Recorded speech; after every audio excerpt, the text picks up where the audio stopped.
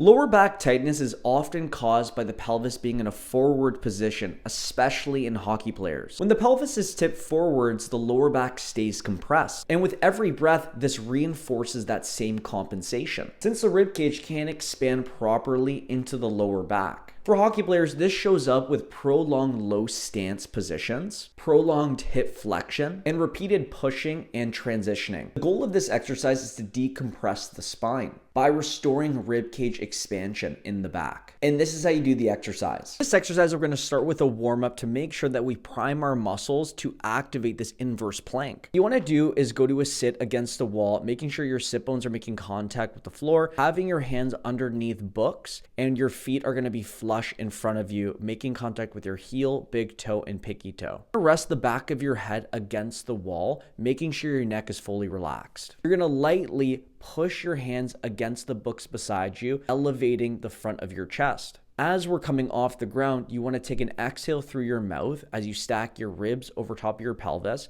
holding that for about 5 seconds up until you feel a little bit of a contraction on the side of your abs. And then as we depress down to the floor again, we're going to inhale through our nose for 2 to 3 seconds. Now for the progression, we're going to do the inverse plank. We're going to get off the wall, making sure that our heels are making contact with the floor and our hands are underneath our shoulders. We're going to push our heels against the floor, elevating our hips off the ground into extension as we keep our shoulders back and our chest elevated up. What you should feel is your glutes and hamstrings activate as the back of your shoulders turn on, and as we're breathing in through our nose, we're going to feel expansion in the front of our chest. Common mistakes that we do see is overarching the lower back, lifting the center of your chest way too high, forcing your lower back to go into an arched position. Also, don't want to see our head jam backwards. This is a very common thing we see through this exercise. Make sure that your head is stacked over top of your neck. The elbows also have to be slightly flexed, making sure they're not fully locked out. As we elevate off the ground, we want to take that exhale through our mouth for 5 seconds. And as we come back out of the inverse plank